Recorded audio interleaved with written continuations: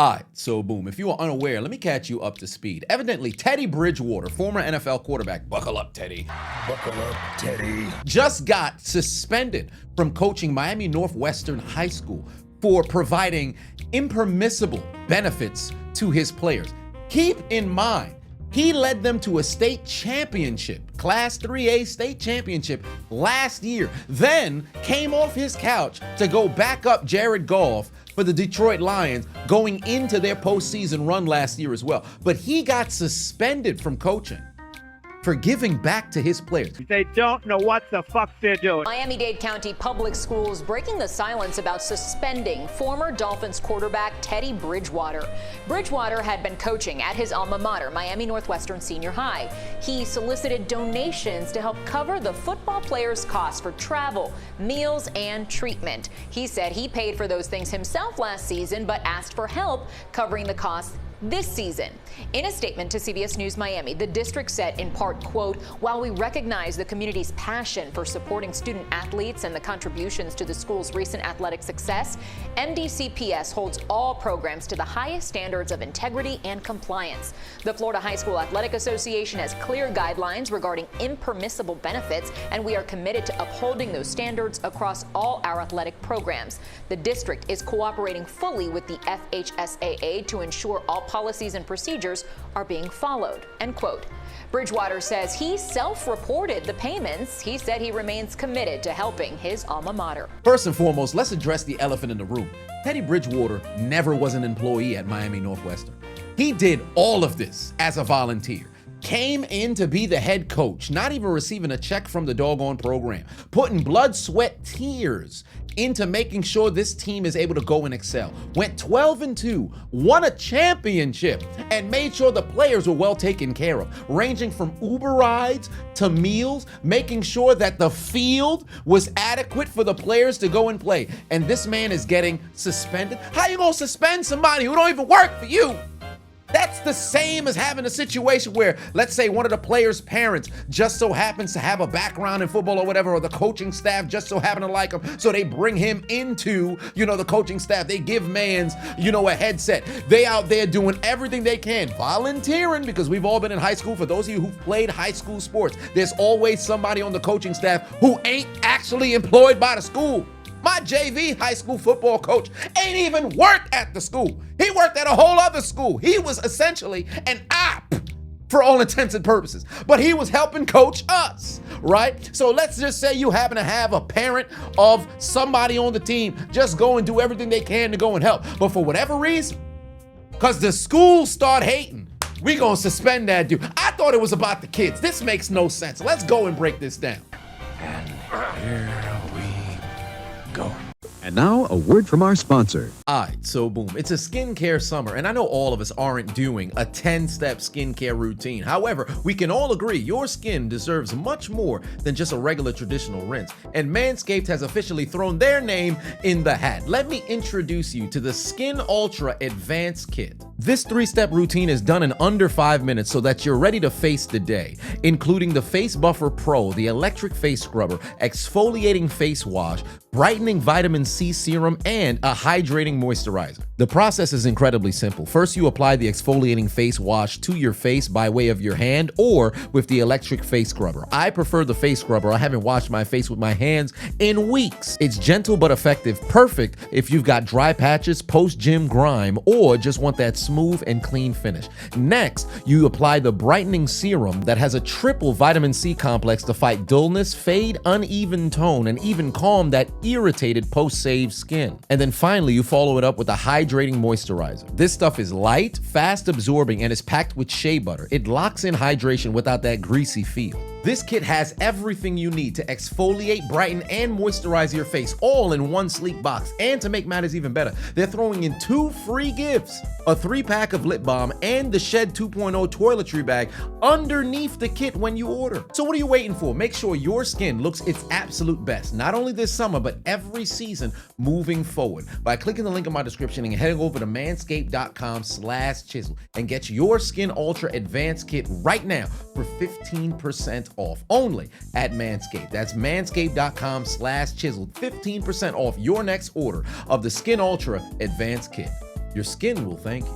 And now back to your regularly scheduled program. This is directly from Teddy Bridgewater's official Facebook account last week, which he was asking for donations to pretty much help crowdfund for the expenses for the team this upcoming season, because last year he paid out of his own pocket to make sure the team was well taken care of. So I'm just gonna scan through here just so you have an understanding of the type of person Teddy Bridgewater just so happens to be. First and foremost, $14,000 that he paid out of his pocket for training camp last year.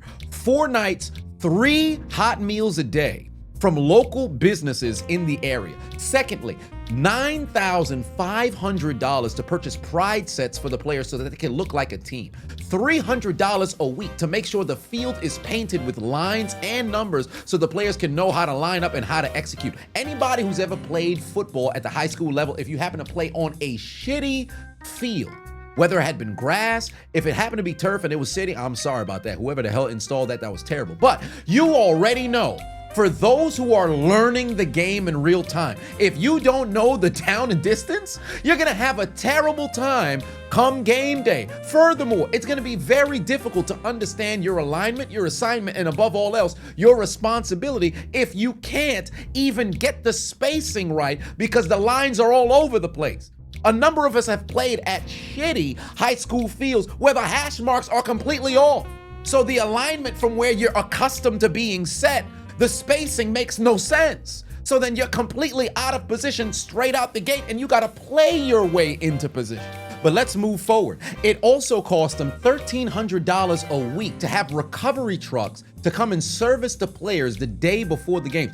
I didn't even have no doggone recovery truck. I promise you, there's a number of you who are watching this right now. You didn't even have recovery trucks when you were playing in high school. There's probably current high schoolers right now watching. You ain't got no recovery trucks. Teddy Bridgewater went above and beyond to make sure these players were well taken care of. The rest and recovery was top notch. They were being fed and they were at least being presented as a presentable team. Continuing moving forward here, during the season, cost him $2,200 to feed the team in pregame meals. He made sure they were well fed. And remember, it's not just the players. It's not as if he's just feeding the players. I can promise you, he's probably feeding some of the staff as well, making sure that everybody is taken care of. And then also $700 weekly on Uber fares. This is not just a coach. This is somebody who's making sure everybody is good. I can promise you, he was a father figure to a great percentage of that team. I can promise you, he was a mentor to the bulk share, if not everybody on that team, because he was not only showing them how you're supposed to go and lead, he was also showing the coaches how to do it as well. And you suspend him for what? Because he didn't go through the proper channels? Granted, as you could hear in the news report, and then furthermore, because he did all of this on his own, and he claimed himself, he self-reported as well, they end up suspending him because what? The school ain't get they cut? Come on, man, what we doing? Fucking bullshit! And again, let me just state this once more. Teddy didn't need to do any of this. He stated at the bottom of the Facebook post, none of these were a requirement. He took it upon his own volition to go and do so. However, let's do a little bit of math so you have an understanding of how much money he pumped into this program just last season alone, in which they went on to go and win a state title. One would assume maybe everything he did contributed to them going and winning a title, because did they win one without him? I don't know. Whatever the case is, let's look at the math right here. It's a weekly basis, keep in mind. First and foremost, high school football season, they went 12-2. I would assume at that point, given they were 12-2, there was a first round bye, but let's just say that wasn't the case. I believe standard training camp period, high school football is about what, 2, maybe 3 weeks? In New York, we reported to practice 2 weeks prior to the start of the season. Florida, I don't know if it's different, but let's just go with 16 total weeks for the season, right? Give or take somebody who's in the state of Florida and primarily in Miami. You can fact check it down in the comment section, but let's just multiply things by 16. And by training camp, I'm also including the hell week period, to where you have that massive amount of conditioning where you're doing non-padded work leading into the following week in which you put the pads on and then you start to clang and bang and get your scrimmages going and everything of that nature. I didn't even take into account the scrimmages either. That's probably an additional week, but we're gonna keep it at 16, give or takes. Again, somebody in the comment section, go and fact check me. First and foremost, let's work our way backward. $700 in Ubers per week. You multiply that 700 by 16, that gets you $11,200. Then we take a look at the meals per week. $2,200 for the meals per week. We'll multiply that by 16. That comes out to $35,200. Right? Then we'll continue to move forward. We've got the $1,300 per week that he was paying in recovery trucks. You multiply that by 16. That gets you $20,800. You add in the $300 per week to make sure that the lines on the field were well taken care of. You multiply that 300 by 16, that gets you $4,800, and then you go and you add the $9,500 that was necessary to make sure that the pride sets were there for the team so that they looked good. That was only a one-time purchase, and then ultimately the 14 grand that went towards the training camp where they spent some time and those evenings to where he took care of everything for the teammates. You put everything combined, that gets you $95,500, nearly 100 grand. A whole lot of money That he pumped into the program himself, and they turned around and they fired him. First and foremost, here's where I think Teddy went wrong. Should have never went and posted it on social media. You could have went and posted, hey, we're crowdfunding for the football team. It's not like the archaic days, although they still do it, where you bring the players out in front, they're selling chocolates on the trains or on the corner and things of that nature. But here you are, a public figure, going to your, followers to say, hey, we're raising money for the team. If you'd like to contribute, go and contribute here. Had he just done that rather than say, I did this out of my own pocket, they probably wouldn't have immediately flagged that and then ultimately went and suspended him. Because again, like I said prior, because he didn't go through the right channels and have it done by way of the school getting the money and then them choosing to distribute it, that's probably what ended up leading to suspension. But let's call a spade here. Don't you think that's utterly ridiculous? I understand, okay, if it's the school who has to make the ultimate decision where it goes. If he says he spent this, and then on top of that, he said he self-reported as well, and you can see, because this is verifiable evidence. All he has to do is just pull up receipts, and then it's easy to identify that. If week after week, you see there's a bulk share of meals that were not here the year prior, that are now here to go and feed the kids, you can see the field is being kept up to speed, up to date with things being maintained. You can see that the equipment has since been upgraded. It's pretty verifiable that this money was utilized for what it was supposed to be utilized for. But from the school's perspective, they would probably say, hey, now I don't know what the financing of this particular school happens to be, but obviously they have a football team. There's no doubt in my mind they have other athletic programs as well. They probably have a number of different academic programs as well. If Teddy took this near 100 grand and put it as a donation to the school, you think the school would only utilize all of that money and put it solely towards the football team? Of course not. They would end up splitting that and sending it amongst a ton of different sort of programs, and then ultimately the football team would probably see maybe a few grand at best, maybe 10 of the total amount of money, because that's ultimately what it is that they do. So they wanted to probably set up a situation where somebody's not going and playing favorites. However, on the flip side, this isn't a situation in which Teddy's doing all of this to either one, go and get notoriety solely for himself, or two, you can clearly see that this wasn't something that was done maliciously to try to line the pockets of the players. It's not as if it's one of them situations where he's putting money in the players' pockets. He's making sure that they're taken care of, because you got to take into account, not only is this his alma mater, this is also in the same sort of sport in which he was able to go professional. So he's already understanding of what's necessary, not only to make it to the next level, but what's necessary to maintain a healthy body throughout the course of a season. Because once you experience that, when I was in college, I never in high school dealt with having, a massage therapist that's there, a damn team doctor that's right there on site during practice. College was the first time I got a chance to experience that. High school, we ain't had that. So I made it to college, I'm like, damn, the fuck you gotta do to have that going on? But then I had teammates who came from Texas, who came from Florida, who came from different sort of states, California, who happened to have dealt with that in high school because they went to bigger high school. So imagine if you happen to go to this school, if you're playing basketball, you ain't got that. You running track, you ain't got that. You play volleyball, you ain't got that. But then the football team got it, of course there's gonna be an issue.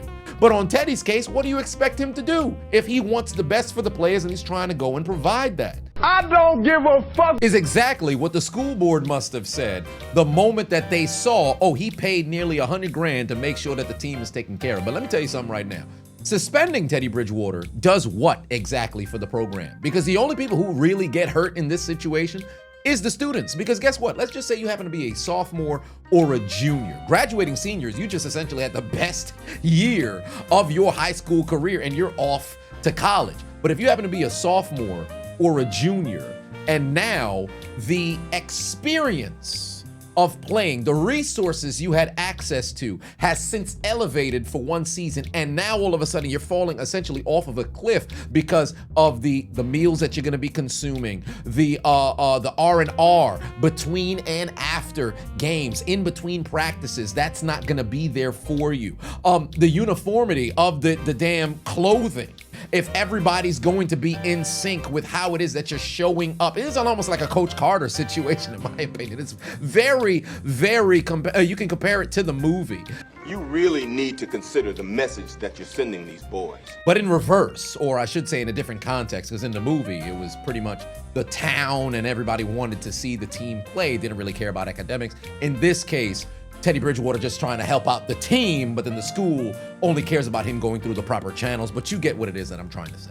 What are you prepared to do about it? Don't let no one come into your house, take your meal, do what you need to do today. Thank you very much, Michael Irvin, because I think the only way that this can be reconciled is if the players were to protest and essentially put their foot down and say, we are not playing this upcoming season unless Teddy Bridgewater's suspension is lifted.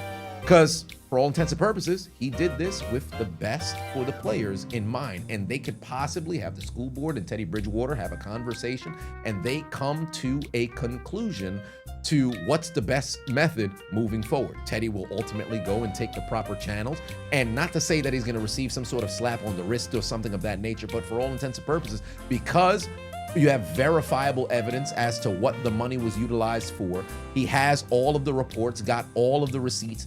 It's just a matter of saying, all right, you can't do that no more, and then you move forward. Or maybe he has to go and make the charitable donation towards the school or something to try to reconcile for the remainder of the programs that probably didn't have the types of funds allocated towards them that the full $95,000 and some change would have been able to be, divvied up amongst those different programs. Overall, I just think it's a wild headline to hear that he got suspended for just trying to go and help out the kids. Because again, that's what it was all about, right? And I'm not going to try to sit here and accuse, the administrative, or I should say the athletic director, for ultimately making the decision to go and suspend him, or whoever it was that ultimately made the decision to suspend him because they didn't get a chance to dip their hand into that money and possibly go and pocket it. I don't want to levy that kind of allegation. Some may mess around and believe that happens to be the case, because call it what it is, in a number of these different school boards where you happen to have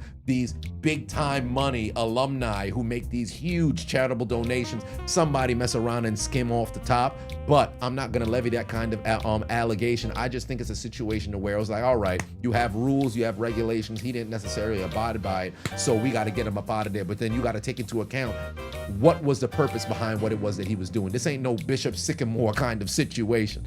This ain't no damn, crazy scheming and scamming. Call it what it is. in high school sports, in college sports now with NIL, you got players who's essentially going to the highest bidder. Teddy, although you can say he didn't do it the right way because he came straight out of pocket, he's been transparent. Ever since making the doggone post, he's been transparent. So as far as I'm concerned, y'all got to get this type of stuff reconciled, because I'll tell you right now, there's probably a number of different former players of high schools, and then ultimately former players in, professional sports leagues across a number of different sports who've attempted to go and give back, and maybe they give back by way of directly to the program rather than the school. And now all of a sudden what you're saying is, oh, well, unless you go through these channels, none of this is going to be able to be accepted. And again, the only person who ultimately gets fucked over in the long run is the kids.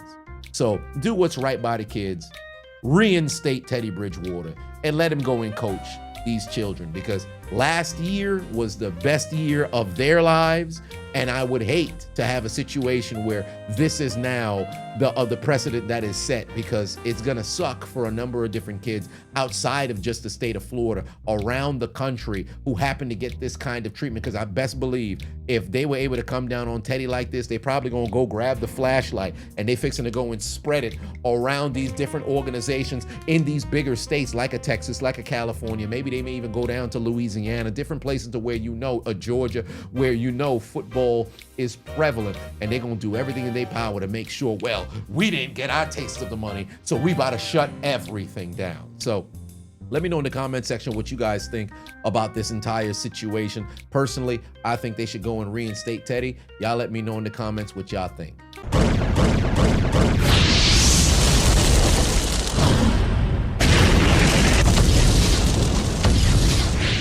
Hey, I appreciate you watching the entire video. Make sure to hit the subscribe button and the like button on the way out if you haven't already. And on top of that, hit that notification bell as well. For whatever reason, YouTube's only showing my videos to 20% of my subscribers. So if you have already turned on the notification bell, turn it off, turn it back on. If you never turn it on, turn it on. I appreciate you.